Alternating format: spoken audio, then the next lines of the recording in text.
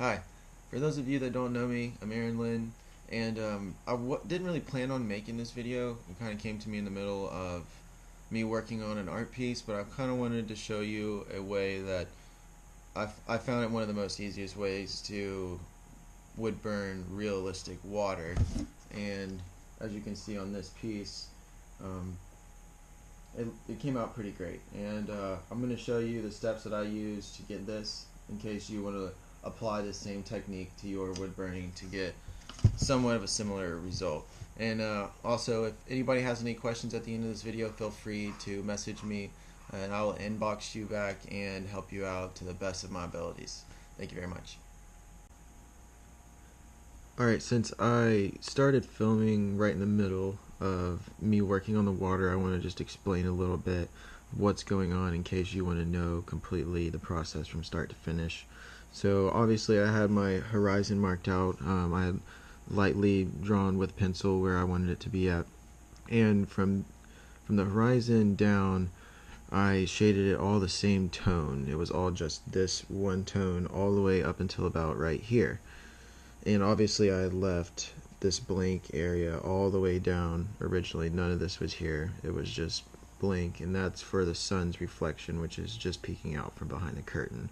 So the exception of that, and then the water in the foreground, all of it shaded, just a light tone, all the same, all even. And then in the foreground where the water gets closer, I hope you can tell, but I kept the same tone, but I started spacing out my lines. That way a little bit of unburned wood was in between each stroke, and I'm going horizontally to help and give the impression of water. So that was the first layer. Hopefully I explained that alright. And then the second thing that I really have done is really, other than the reflection from the landscape, if you can put reflections from, if there are in your image, if there are objects or subject matter across in the distance of the water, and if you can put reflections in the water, it'll help imply.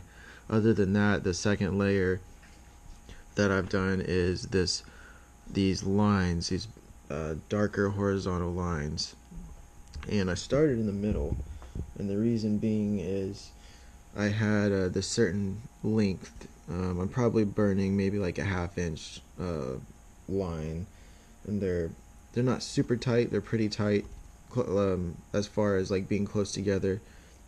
And then the further I go back, the closer and shorter the lines get.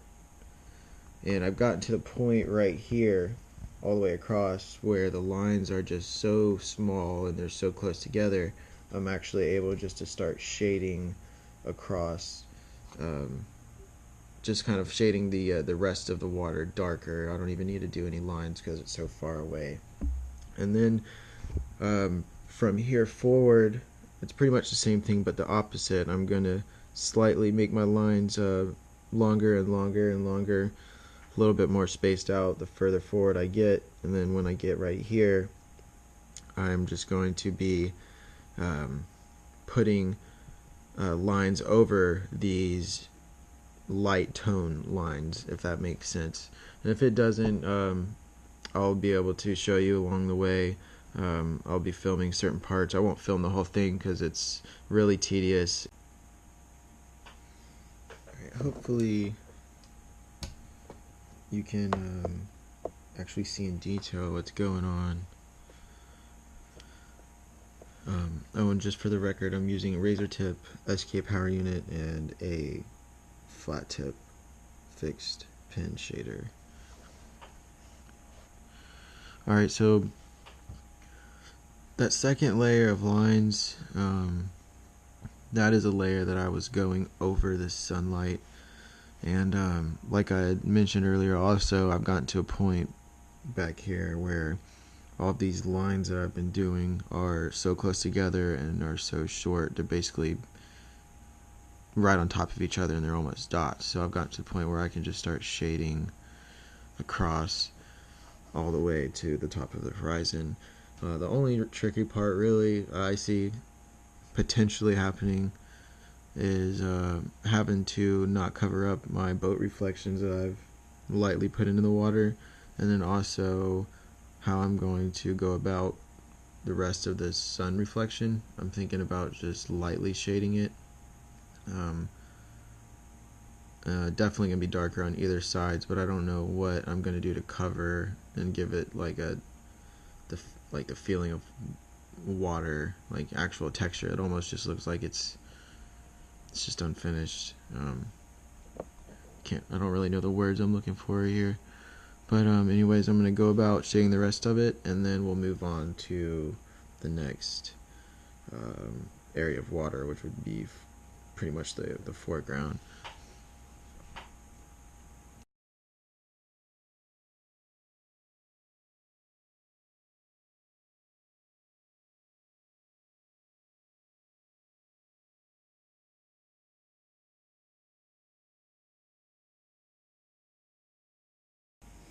Alright, so we filled in the rest of the water up to the horizon line, just shaded it that darker tone to match these horizontal lines we've been putting on in the second layer. What I did for the top of the sun reflection near the horizon line, I wasn't really sure going into it, but I ended up just lightly putting really long horizontal lines all the way from back and forth, connecting both sides of darker water. And it came out looking pretty good. If the edges are too if they're contrasting too much, if they're just too rigid, you can fade them in a little bit. And I'll probably end up doing that all the way down the edge of that reflection, just so it's not a straight line all the way down. It would just look weird. So just something, little touches like that. You when you really they really start adding up, like when you start doing a bunch of different little subtle touches like that,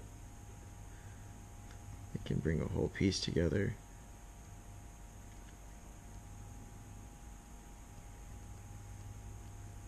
One thing to take into consideration too, how big your piece is. If it's a larger size burning, if it's going to be viewed from far away, you really don't need to get in and do as much detail. You could just give the impression of something. Like you could do a version of impressionism if you wanted with wood burning, just to give an idea of certain things being there. I could actually give you an example. This little like port in the background, I'm still working on the landmass, or the mountain or the hill, whatever you want to call it, but I'm really not putting a lot of detail in it. I'm just kind of sloppily shading it in, letting certain areas get darker just to add a little bit of texture. And looking directly at it, it kind of looks strange, but when you step back and look at the piece as a whole, it all does what it's supposed to do. It kind of just fades and falls into place with everything else. But anyways, back to the water. Let's start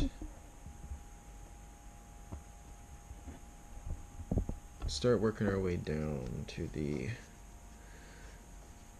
railing or the foreground. So like I mentioned, I'm doing these lines. They're not perfectly straight. It's actually, they look a little better to me if they're not perfectly straight, but I guess it would depend on what you're going for as far as the water being rough or calm. Alright, so it can be kind of challenging for me to position myself in the camera just right to wood burn and film at the same time. I kind of started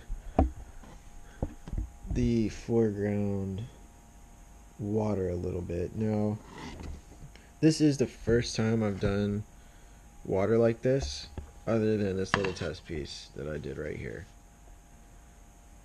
So I'm kind of experimenting as I'm going along. Now, I definitely like as is how the water is from here up, but I definitely think once I put that second layer of lines from the bottom all the way up to here, I'm gonna need another layer of like thicker lines. Alright, so I finished up with that layer of waves. Went ahead and brought them down to the bottom all the way across. It's looking pretty good. There's a few things that I'm going to touch up, like this needs to be a little bit darker. But I'm also going to add another layer onto the water in the foreground. And on this piece of wood I can show you how I'm going to do it, so you can, hopefully you can see a little bit better what's going on.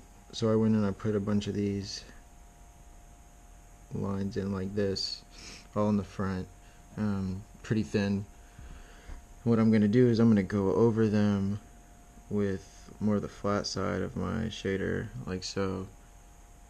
Just kind of smooth it out a little bit, fade it into the area around it, and I'm just going to do that maybe to like right here, and then I'm just going to be done with it.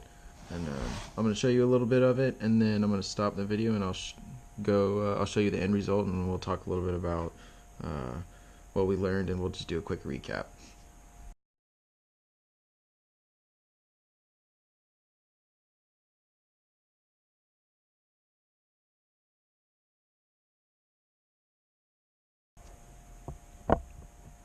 That's pretty much all I'm going to be doing. It doesn't really look like a whole lot up close, but this whole piece is kind of meant to be viewed step back a little bit more. Once it's all done, it'll definitely darken it up in the front, and give it a little bit more sense of depth, taking into consideration that things get lighter and fade the further back to the horizon. When you take a look at a landscape, you can notice things in the background start to look a little hazy. So to do a quick recap of the steps, really you're just putting in the tone of the water, shading it all smoothly.